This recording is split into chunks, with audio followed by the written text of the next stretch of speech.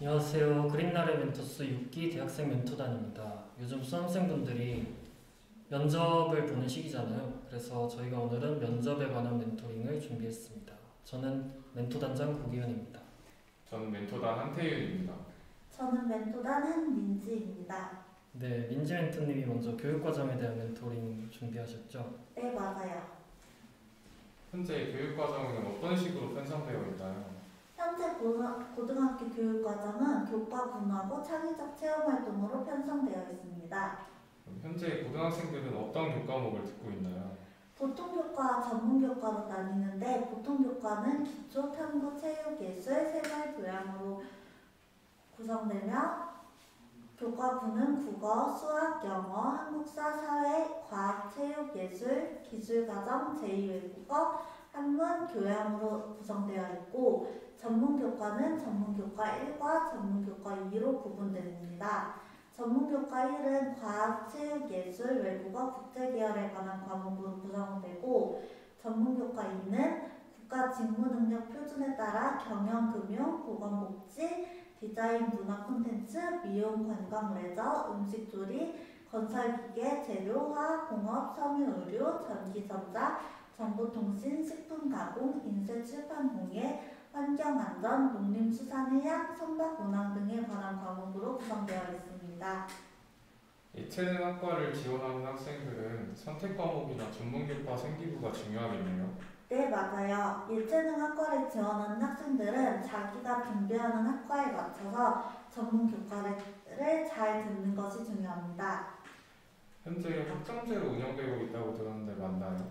네, 맞아요. 현재 고등학교 교육과정의 총 이수학점은 192학점이고 교과분 174학점, 창의적 체험활동 18학점으로 나누어 편성되어 있어요.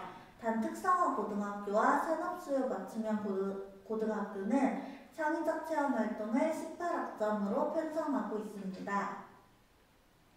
네, 여기서 퀴즈를 두 가지 내보겠습니다. 첫 번째로 면접을 볼 때 엄청 튀어야 한다라거나 진실성이나 진심이 더 중요하다. 이 둘 중에 두 분은 어떤 게 더 중요하다 생각하시나요? 저는 엄청 튀어야 한다고 생각해요. 면접에서는 면접관에 눈에 띄는 게 중요하기 때문에 최대한 눈에 튈 수 있는 게 중요하다고 생각합니다. 저는 그 반대로 진실성이 중요하다고 생각합니다. 거짓말을 일단 하면은 티가 나기도 하고 집요하게 꼬리 질문을 하시는 경우에는 또 거짓말이 들통날 수도 있기 때문에 진실성이 더 중요하다고 생각합니다. 네, 맞습니다. 사실 정답은 후자 진실성이나 진심이 더 중요하다는 게 정답이고요. 튀어야 한다는 생각에 억지로 말을 지어내기 시작하면 거기서부터 준비한 서류와 맞지 않는 점이 많이 생겨날 수가 있습니다. 두 번째 질문. 자소서에 쓰지 않는 내용을 면접 때 말해도 좋다, 좋지 않다. 민지 멘토님은 어떻게 생각하세요? 저는 좋지 않다고 생각해요. 왜냐하면 자소서에 쓰지 않은 내용을 면접 때 말을 했다가 꼬리 질문이 들어올 경우에는 당황할 가능성이 높고 그러면 전반적으로 면접 자체를 망칠 수 있기 때문에 자소서에 쓰지 않은 내용은 가급적 말하지 않는 게 좋다고 생각합니다. 저는 그 반대로 그냥 쓰지 않은 내용도 말을 해도 된다고 생각합니다. 왜냐하면은 뭐라도 더 관심 있어 하시는 활동이면 더 좋게 보시지 않을까요?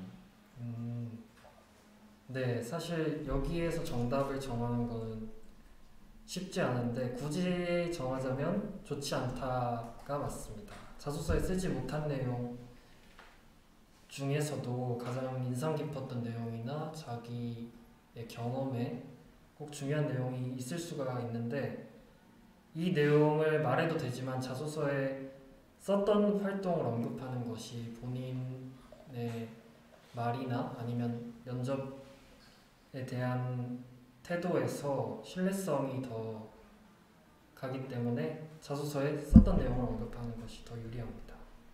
그리고 꼬리 질문에도 더 잘 방어할 수 있고 그렇기 때문에 자소서에 쓰지 않는 내용은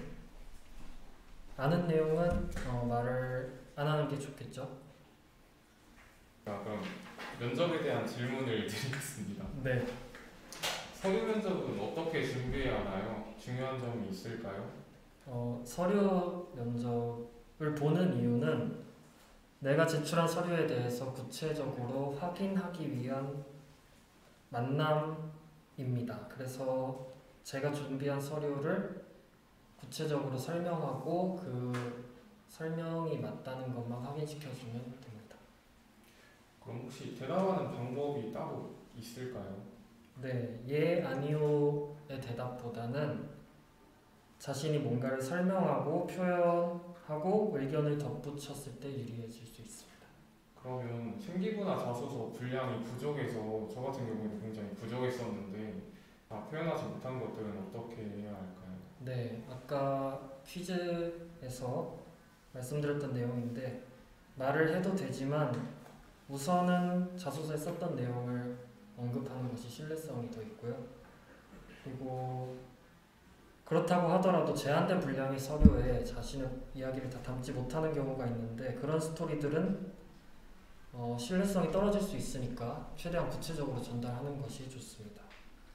그럼 혹시 면접을 할 때 임해야 되는 태도나 주의사항 같은 거 있을까요? 네, 많은 분들이 열정이나 아니면 적극적인 태도, 자신감 등이 가장 중요하다고 생각하시는데 그런 것도 중요하지만 면접도 사실 면접관과의 대화이기 때문에 소통하는 방법을 익히고 가는 것이 좋을 것 같습니다. 천천히 얘기한다던가 아니면 비언어, 반언어적인 표현을 섞어서 조금 더 설득력 있는 대화를 이끌 수 있습니다.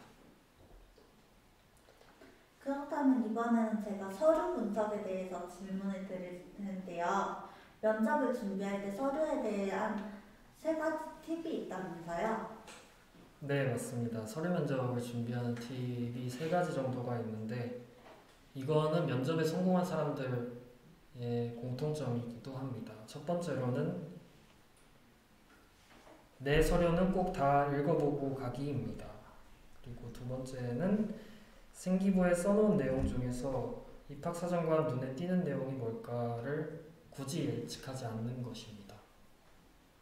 세 번째로는 힘줘서 몇 가지 활동에만 설명을 준비하는 것이 아니라 내 서류에 있는 무엇이든지 설명 가능하게 준비하는 것입니다. 혹시 그럼 질문에 대비하는 방법도 있을까요?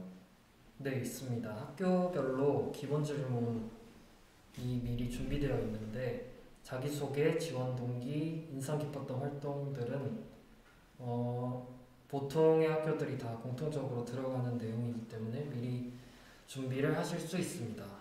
그리고 미리 준비한 티가 난다고 해서 이상하게 절대 아니고요. 오히려 기본적인 질문에 떨면서 이상한 대답을 하는 것이 더 부자연스러운 내용이기 때문에 미리 준비한 티가 나도 괜찮을 것 같습니다.